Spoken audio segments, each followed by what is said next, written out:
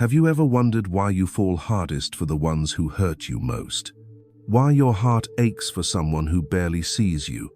Or why walking away feels like tearing a piece of your soul out even when you know they're not good for you? Maybe you've told yourself it was love, that the intensity meant something sacred. But what if I told you it wasn't love at all? What if what you felt was a mirror reflecting not who they are, but who your unconscious has been waiting for all along? Carl Jung called it the Animus. Not a man, but the image of man living inside you, shaped by culture, memory, and silence. Sometimes it speaks louder than your own voice, and when it does, it can lead you straight into a love story that was never yours to begin with. Stick with me, this might be the moment you finally understand why love sometimes feels like a trap dressed as a dream. It started the moment he walked into the room. He didn't even look at her. Not at first, but something about him felt like gravity. The way he carried himself, the way he didn't care who noticed. She felt herself pulled toward him like a tide she couldn't resist, and in her chest, a quiet, unspoken thrill whispered, "There you are." Weeks passed.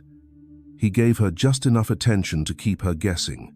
One moment, he was magnetic, electric, a flame that made her feel alive. The next, he disappeared into silence that left her aching, wondering if she had imagined it all. And yet, the more he withheld, the more she wanted him, needed him, loved him, or at least, that's what she thought. Have you ever looked back and thought, why was I so drawn to him? Why did I ignore the red flags, excuse the absences, romanticize the pain? Why did my heart burn brightest for someone who barely showed up? You're not alone, and you're not broken, but you might be looking at love through a mirror, not a window. Carl Jung had a word for this: projection. In simple terms, it's when your unconscious mind takes a powerful imagined memory, an ideal, even a wound, and casts it onto another person. You don't see them as they are. You see them as your soul wants them to be, as your psyche needs them to be. What if your heart wasn't choosing him? What if your unconscious was? That man, the one who seemed to know exactly how to light you up and tear you apart. Maybe he didn't have some rare quality. Maybe he simply activated something already living inside you. Something buried. Something unclaimed. It can feel like destiny, like recognition, like the missing piece of a puzzle you didn't know you were solving. But here's the truth no one ever told you. The stronger the chemistry, the more likely it's your shadow calling the shots. It sounds romantic, doesn't it? Two souls pulled together by fate. But projection is not intimacy. It's illusion. It's painting someone with the colors of your longing, and then feeling betrayed when they turn out to be human. She told herself he was just wounded, that if she stayed soft, he would open, that love would heal them both. But beneath that story was a deeper truth she couldn't name. She wasn't loving him. She was trying to heal the part of herself that never felt chosen. So many women fall into this trap. You meet someone who awakens something ancient in you, and instead of questioning the pull, you follow it like a siren song. You lose sleep. You rewrite your boundaries. You shrink and bend and hope because it feels real. It feels intense. But intensity isn't intimacy. It's often projection in disguise, and projection doesn't ask, is this person capable of showing up for me? It asks, how can I make them into the version I need them to be? It turns love into a performance, a fantasy, a chase. What if that deep ache in your chest wasn't love at all, but your inner world asking to be seen? What if that fire was never meant to be directed outward? Sometimes, the most magnetic people in our lives are the ones who awaken the pieces we've exiled. The girl who was told to stay quiet. The woman who never felt worthy unless someone was choosing her. The part of us still searching for validation in someone else's eyes. The unconscious doesn't forget. It remembers every wound, every story, every archetype. And when it finds a match, someone who mirrors that inner image, it lights up. Not because it's true love, but because it's familiar. This doesn't mean the love wasn't real. It means it wasn't whole. It means you were giving your heart to a reflection. So the next time you feel that instant pull, that rush of recognition, pause.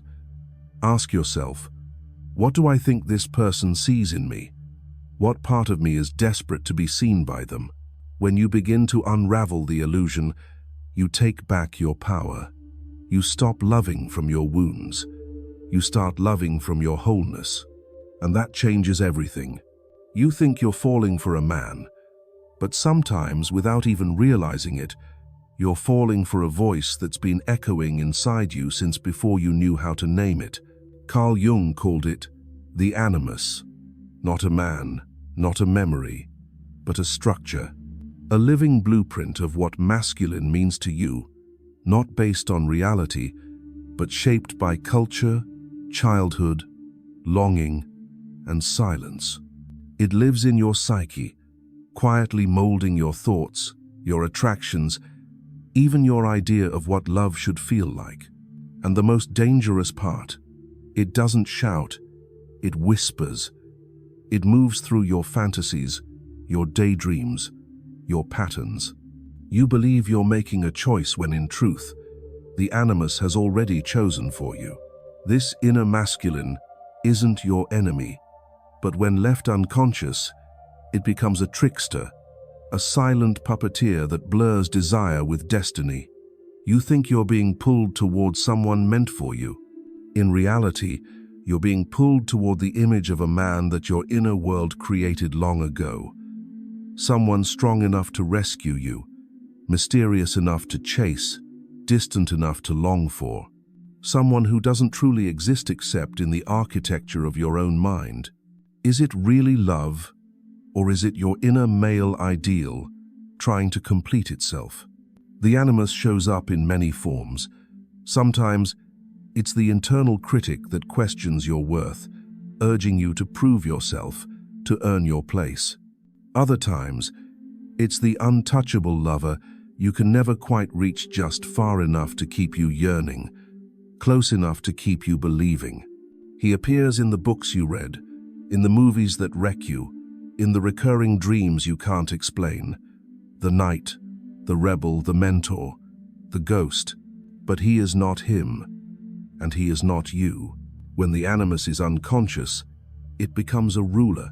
It overrides intuition, convinces you that pain is passion, that withholding is strength, that if you just become enough, you'll be loved the way you secretly crave. It doesn't want partnership, it wants worship. And when the real man in front of you fails to measure up, you feel devastated, betrayed.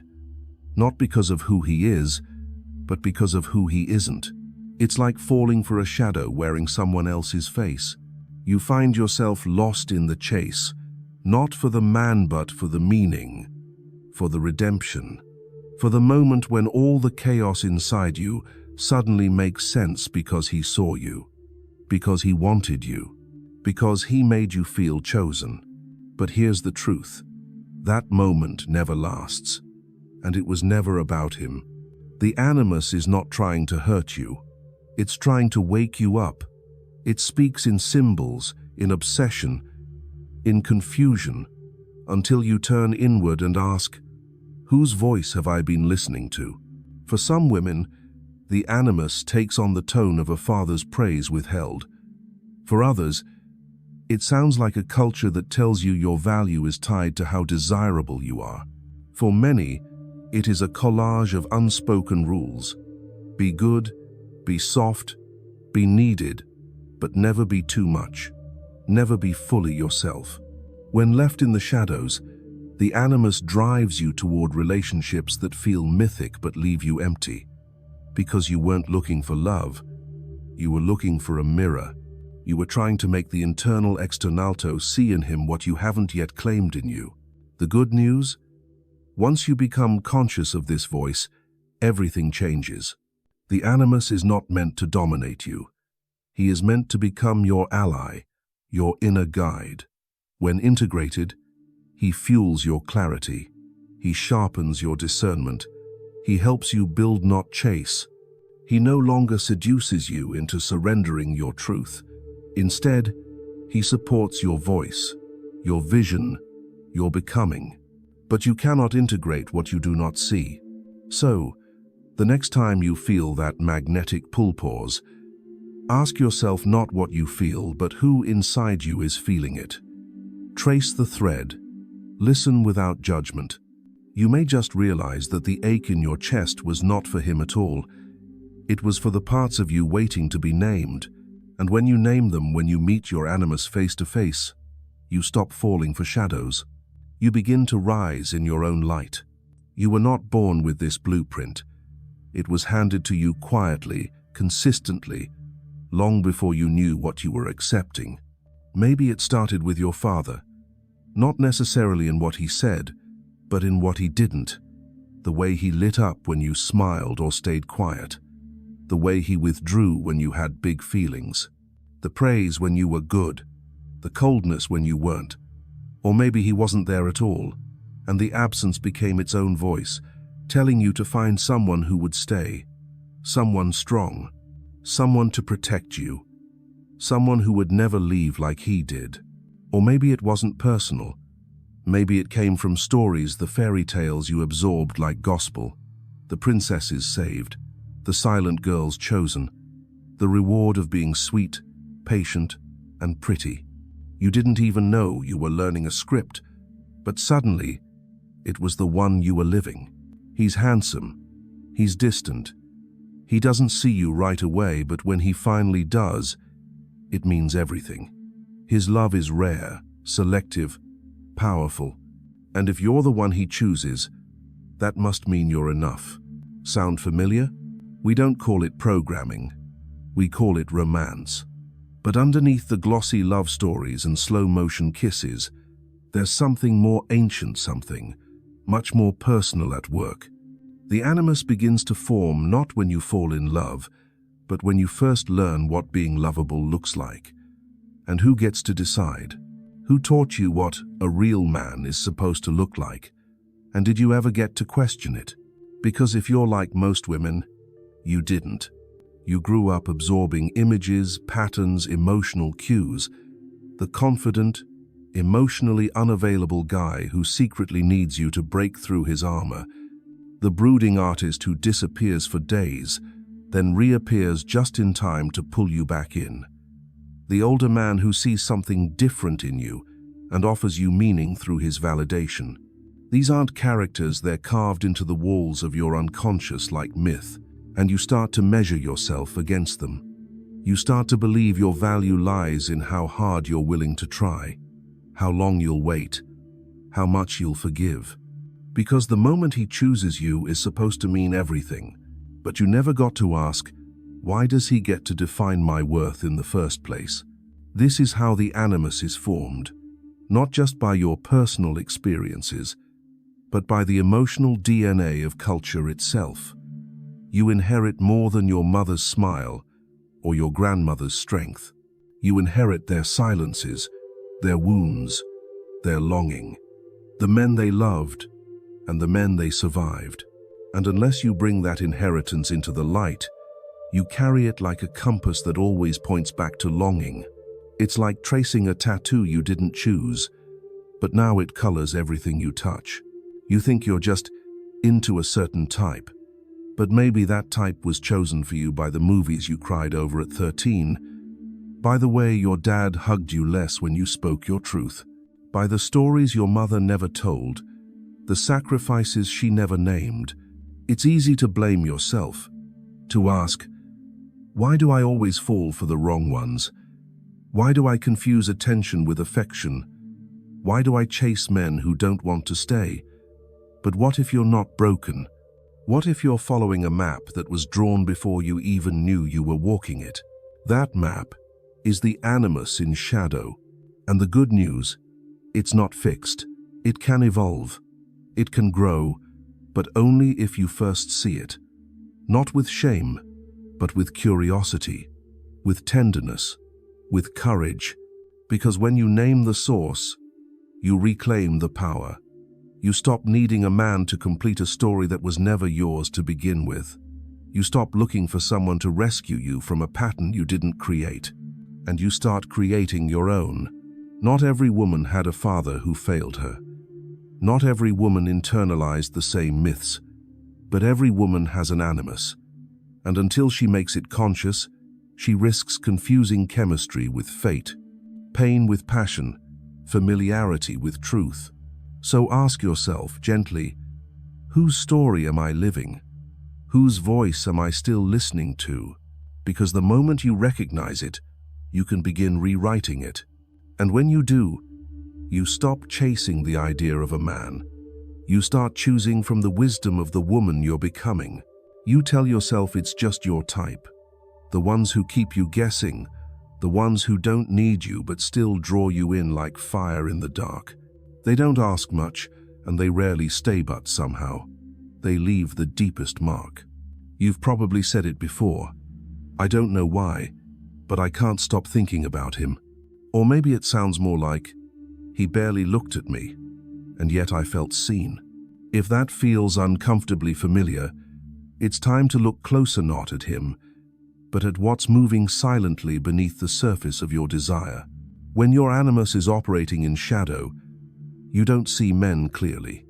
You don't even see yourself clearly. You're caught in a play written by a part of you that believes love should feel like striving, like sacrifice, like ache. You think it's chemistry, but it's actually the echo of something unclaimed inside you, something trying to complete a story that has nothing to do with the person standing in front of you. Sometimes, the animus doesn't shout through grand gestures. It whispers through patterns, and it usually starts with attraction. You feel drawn to the ones who are just out of reach, the unavailable ones, the mysterious ones, the emotionally evasive, deeply tortured types.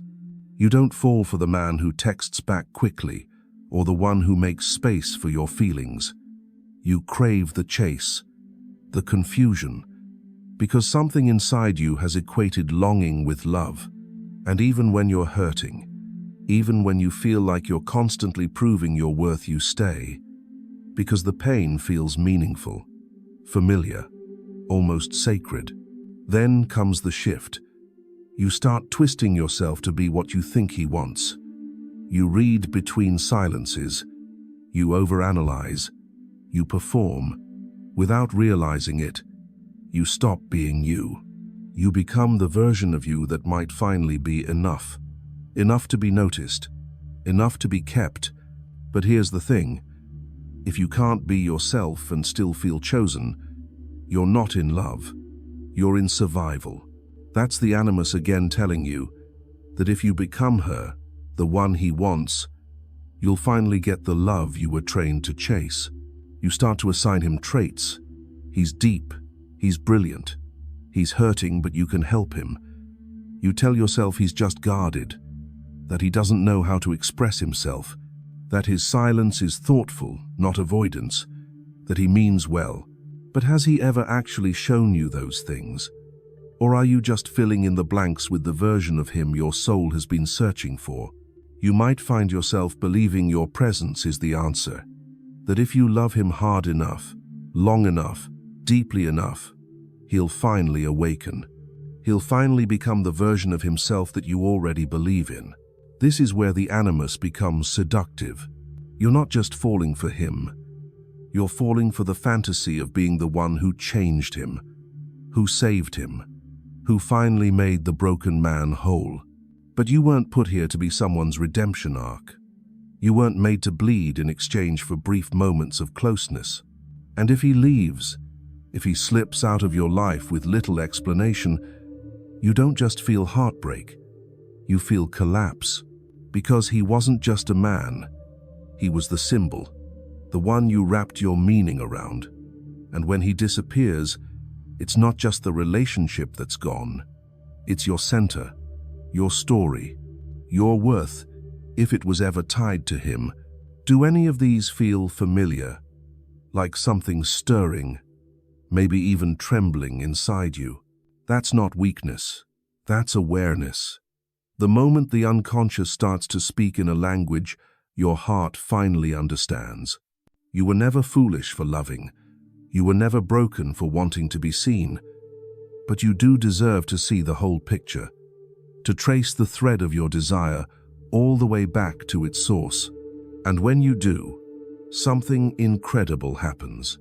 You stop confusing intensity with intimacy. You stop assigning depth to people who've only ever offered chaos. You stop turning yourself into someone else just to feel chosen for a moment. You begin to choose yourself. Not because you're above love, but because now you finally know what it isn't. She stopped texting him one morning, not because she was playing a game, but because something inside her had gone quiet. The urgency, the ache, the need to be chosen, it wasn't gone, exactly. But it felt different, like it had finally run its course. At first, it felt like loss, like surrender, like letting go of a story she had carried for so long she couldn't remember when it began. But beneath the silence, there was something Elsian, unfamiliar steadiness. Not excitement, not heartbreak, just her own voice, returning. This is where individuation begins. Not with fireworks, not with clarity all at once, but with space, a pause, a shift from looking out there for the answer to finally turning inward and asking, what part of this was never mine to carry? Carl Jung called individuation the path to wholeness. It's the process of meeting every part of yourself, not just the polished pieces you've learned to perform, but the hidden, the unloved, the exiled.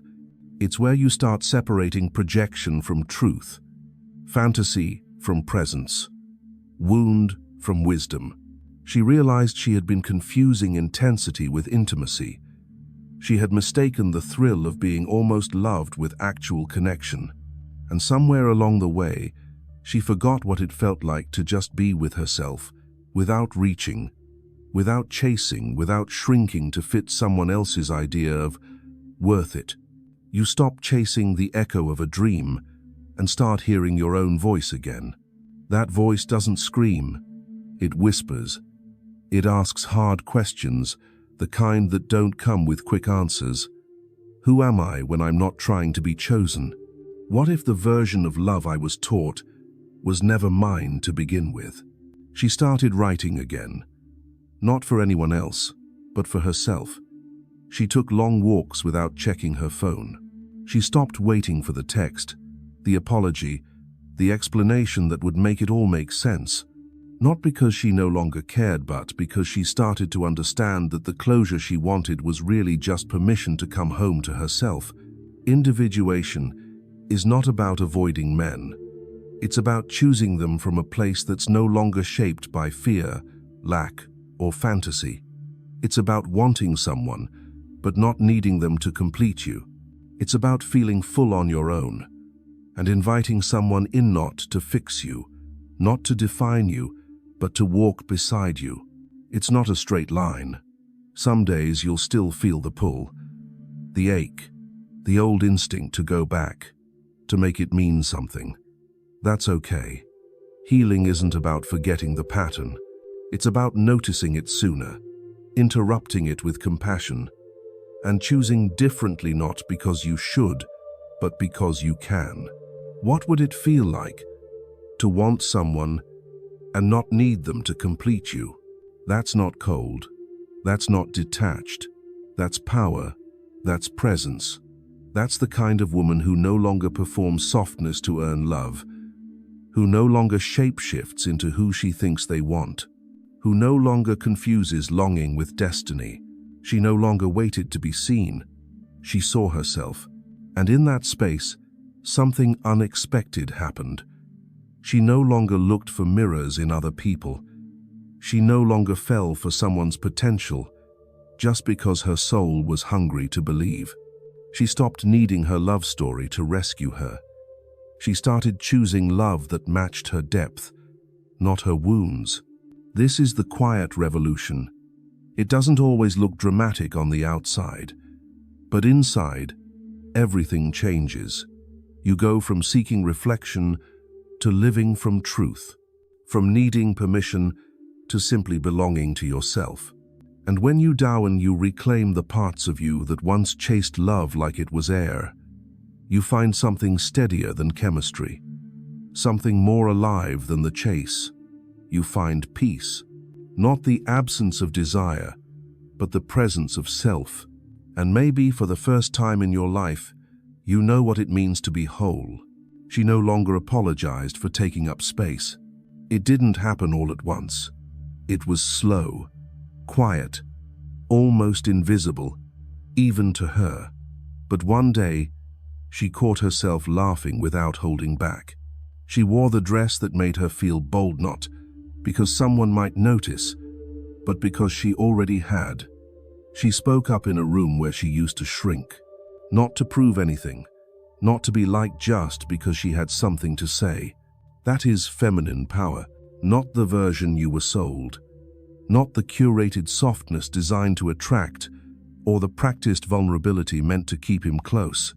Not the shape-shifting, the waiting, the unspoken hope that someone would finally look at you and say, "There you are." This version is different. It doesn't ask permission. It doesn't beg to be chosen. It doesn't collapse itself into love just to feel alive. Because once you stop living inside the fantasy, you stop chasing the idea of who you think you're supposed to be to get the love you want. Something wild and grounded and unmistakably real begins to rise in you. You no longer perform femininity as submission. You embody it as presence. And when you walk into a room, it's not to be desired, it's to be felt. You stop entertaining love that only wants a fraction of you. You stop tolerating conversations that make you smaller.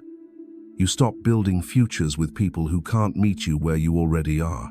Because now you know, love isn't meant to be a reward for disappearing. It's meant to be a mirror for who you've dared to become.